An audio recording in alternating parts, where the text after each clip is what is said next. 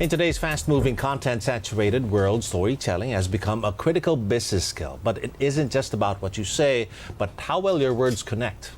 To talk to us about how storytelling can be a powerful tool for leadership and influence, we have with us Akash Karia. He's a best-selling author and storytelling expert. Akash is also set to be the keynote speaker at VoiceCon PH, happening later this April. Akash, in the flesh, in the studio. Thank you for joining us. Excited to be here. Thank you for having me.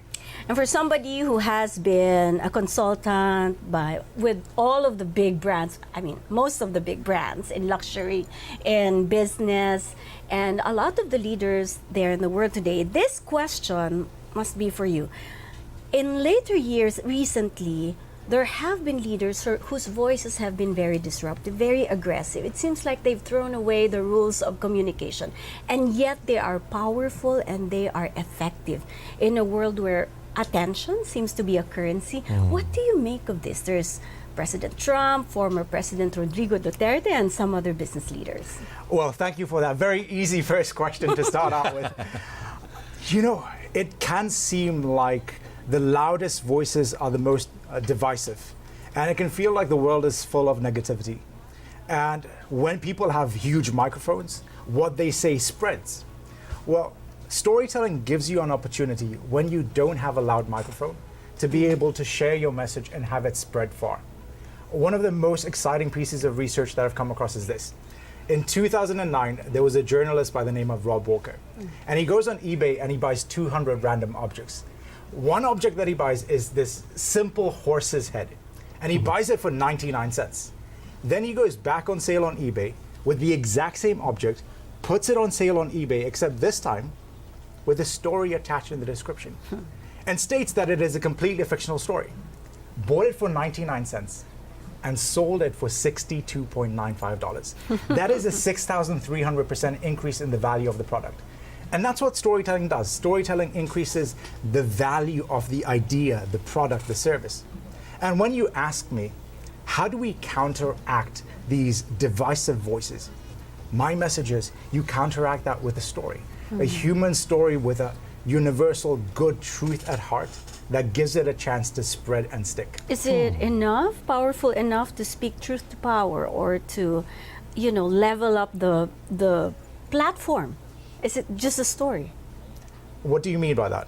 If the people who are speaking are powerful people, and this small person is just talking about a story, is that powerful enough? And it is. And I think we've seen that in recent news events. We've seen people that didn't have the power share stories that resonated with the world.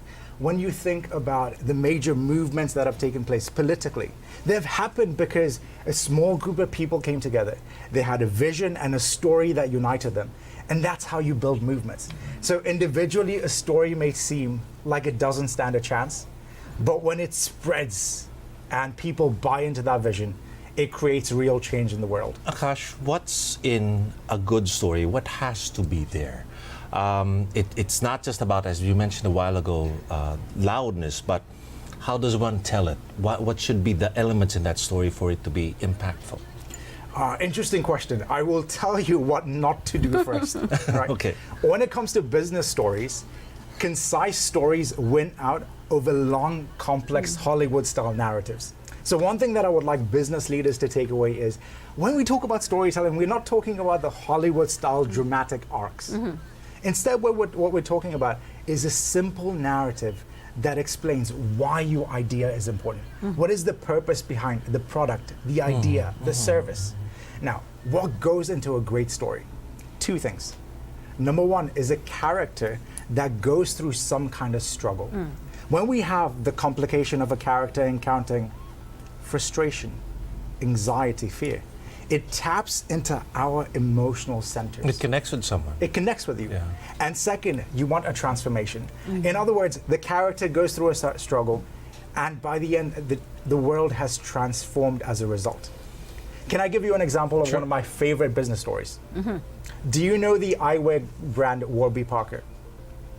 I've heard of it, yeah. Right. So if you go on most companies' About Us pages, you will see something that says along the lines of, we started in 1929, and then we grew to 50,000 employees, and this is how great we are.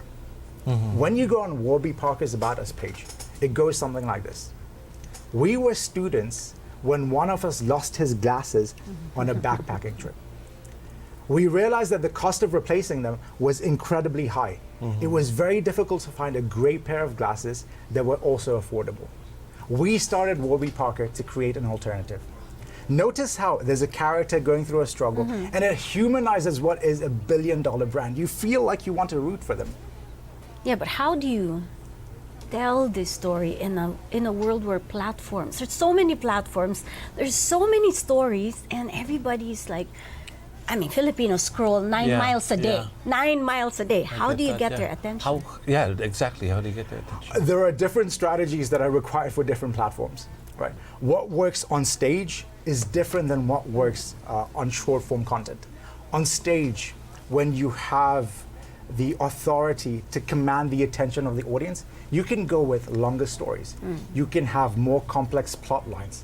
When you're on social media, you need a hook right away, something that gets people's attention and breaks through. So for social media, the kind of stories that work are very concise, and the ones that have some kind of opening that grabs people's attention. What specific situations? Let's take out social media first, and let's go to business. But in business, what situations would need a good storytelling? I mean, we've seen business leaders, most tech leaders, started from Steve Jobs, going up the stage, telling a story, telling the struggles of Apple and how they're planning to solve a lot of others' problems. But what other situations? Should it be just during launches, during a sales pitch? Where can we use a good storytelling as well? A story is something that resonates in almost every single situation. I'll give you one example of where you can use this. I think the one story that every single person needs to have that they're unprepared for is the "who are you" story. When you go and meet someone at a networking event, you know the first thing that you have to do is introduce yourself. When you go in for a job interview, the first question is, tell me about yourself. And yet most of us struggle with that answer. We try and go through our resume. I started here and then I did Where this. to begin, And it ends up feeling like a list of accomplishments rather than understanding the true essence of a person. So when you discover, what is my "who am I" story? What do I stand for? What is my purpose? You can tie all your achievements behind, this is why I do what I do. So to answer your question, a story works everywhere, but I think one story we all need to have is "who am I?" And that story will always apply whenever you need to introduce yourself. You are known to have said, I'm not sure if I got this quote correctly, 60% of sales are lost to indecision, not to a competitor. And what would you say would be the thing that executives can do so that they don't lose to indecision? So you did your research. Thank you so much. It's an interesting statistic. We often think when it comes to sales, we're losing to the competition. But in fact, most sales are lost to people just not making a decision. It is that person that you send an email to that doesn't reply back. That person that you get on a call with and says, I'm interested, let's talk again next week. And next week, they're nowhere to be found. So that's a no. That's a no, right? An indecision is a no. So your question is, how do we overcome that indecision? I think it fundamentally starts with changing how you approach that sales conversation. When I work with business leaders and sales leaders, I find they too often focus on, what is my pitch? They go in with a slide deck that says, this is why we're amazing and you need to buy from us. What you really need to do instead is to build a relationship that starts with, what can I help you with? What are the challenges that you're having? What have you already tried? How happy are you with that? If we were able to offer you something that improved your margins or cost efficiency, would you be interested?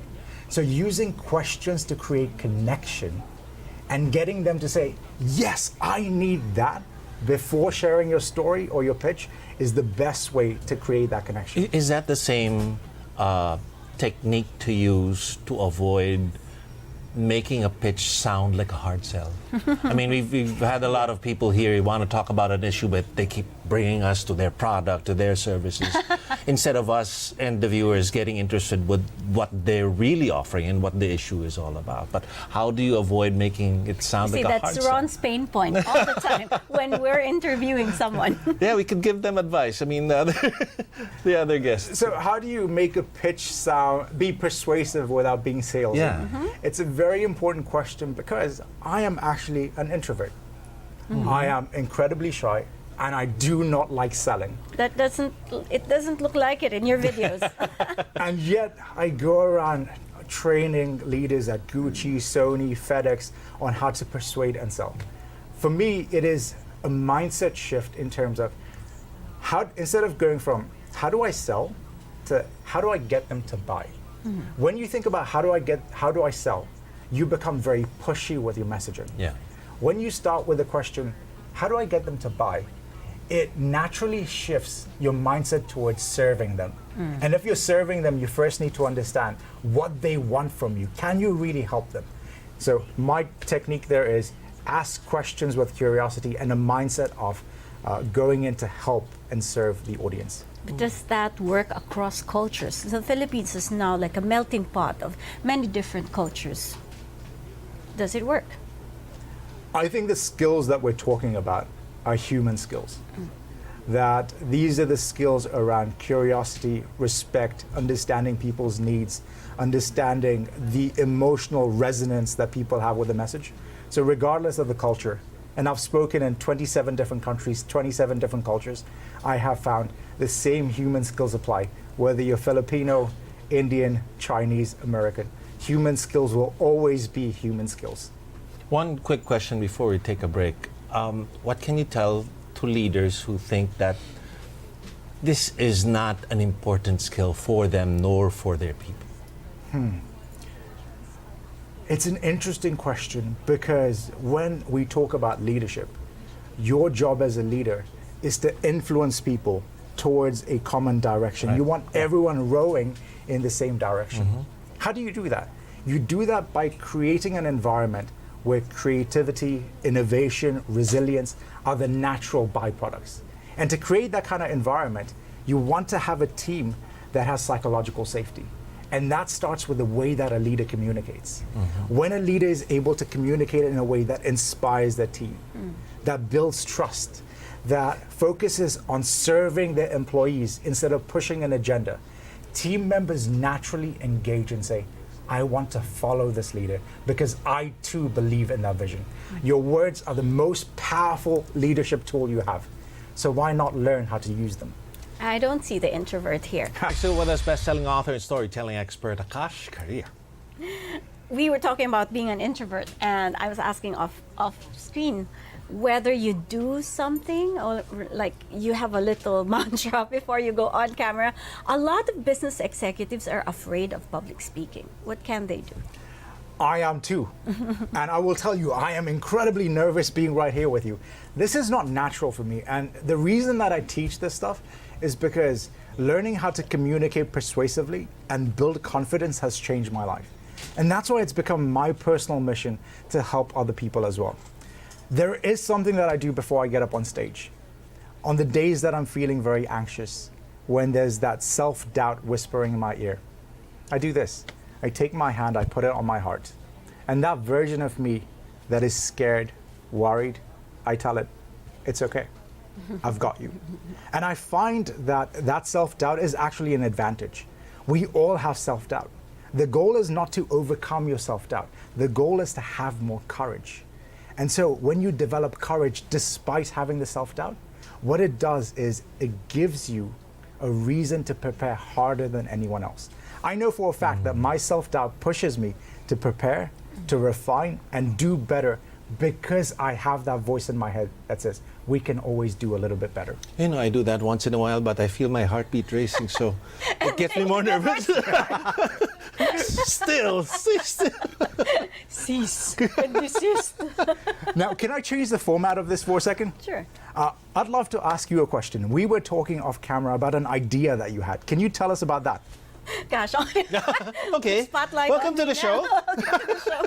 now. So we were talking about an idea that I have yet to do, but this is gamifying and tokenizing financial decisions that do not yet lead to better credit reports, but pre-credit report decisions like saving 10 pesos a day, or maybe paying a little bit any of the debts that you have. And at the moment, these decisions are invisible to the financial system. So Can what I happens? cut Yes. you off for a second? Yes. Now, everyone that's watching this, I want you to think about what reaction that you had as you listened to that pitch. He was like, Now I Interesting. want you to go ahead and tell us the story behind why you're doing this. I grew up poor. My mom was a single mom, raising 5 kids, and it was difficult. And for a long time, we felt invisible to the financial system. I don't want that to happen again to others. Notice how the atmosphere here just changed. Great. It is because there's a lot more meaning attached to Right. why you're doing what you're Yeah. doing. And so often we focus on the business transactional side of things. These are the problems I'm solving. These are the benefits and features of the thing that I'm selling. And those are great, and you need that. What gives everything far more connection and meaning that makes your pitch memorable to everyone else is the story behind why you're doing it. Personal context. Yeah. And that's your business. I think this is what you taught, a model for storytelling that's now being taught in Harvard and That is other correct. places. I was in fact rejected by Harvard Business School on April Fool's Day. No way. Wait, was that a joke? I believed it was a joke. It was not a joke. But I was rejected by Harvard, and so I'm incredibly proud that my storytelling framework is currently being taught to the Harvard MBA school graduates. Wow. How'd you do it? How do I Did do they it? ask your permission first? They actually did, and this is, I think, the fourth year that they've renewed permission to use that framework to teach their students. And at VoiceCon PH, where I'll be speaking on April 24th, I'll be teaching part of that framework and things that are even better than that to help people learn how to master the art of storytelling. How about for the others who won't be able? Well, you said you were just going to give us a part of that framework on VoiceCon PH, but how do they get the full framework? How do they get the whole training? They have to Sign study up in for it. Harvard, sign up in Harvard? Well, you have one of two options. If you're very busy, and well, if you're not busy, then you should absolutely attend VoiceCon PH. If you're very busy and you can't attend VoiceCon PH, then you need to make the time to attend VoiceCon PH. But I'll give you a storytelling tool that I think works really well. One thing that works really well for storytelling is to think about what is the contrast between the beginning and the end. Every great story that you listen to has a transformation arc. I'll give you an example of this. When Steve Jobs first introduced the iPhone back in 2004, his pitch was not, here's the iPhone and how great it is. It started with, here's the status quo. These are the phones that we have, the BlackBerry and the Motorola, and they've got these clunky plastic keyboards.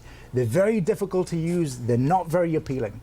The first half of that presentation is what is wrong with the word. Sticking a knife, twisting it around, and creating pain.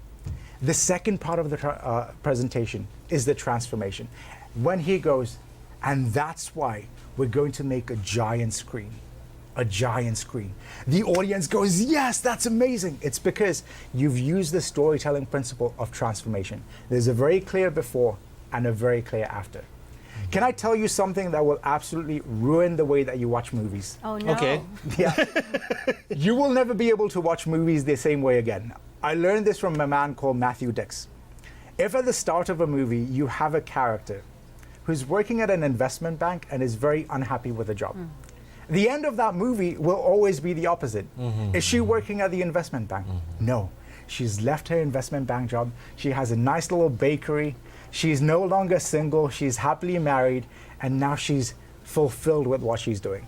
Key storytelling principle. How is the beginning and the end difference? What is the transformation in the What world? happened in between?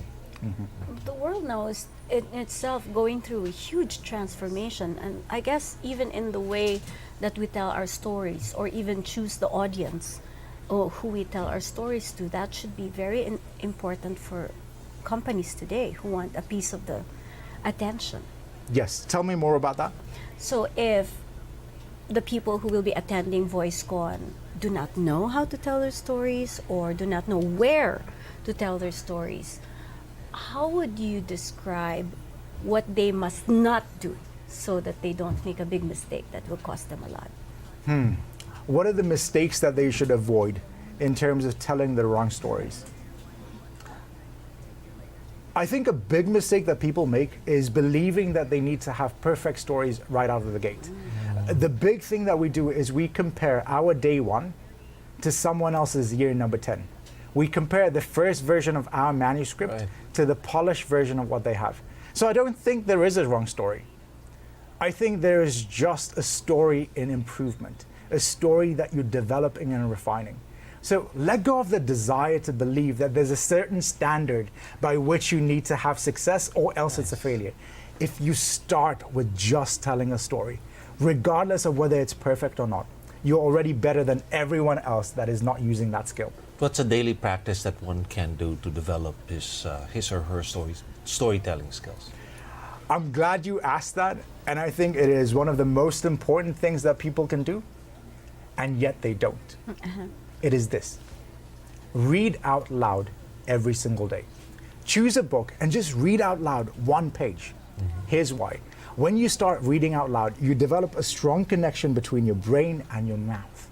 And second, it gives you the chance to practice some of the vocal foundations that you need, such as volume, pace, pausing. And when you start reading out loud, consciously trying to implement some of these skills, you'll become a far better speaker very quickly in a very short period of time. I'll start doing that. You do that every day. You do that for work. I have a very silly question though. Good. Do good storytellers need to look good? The good story. Presentation. Right?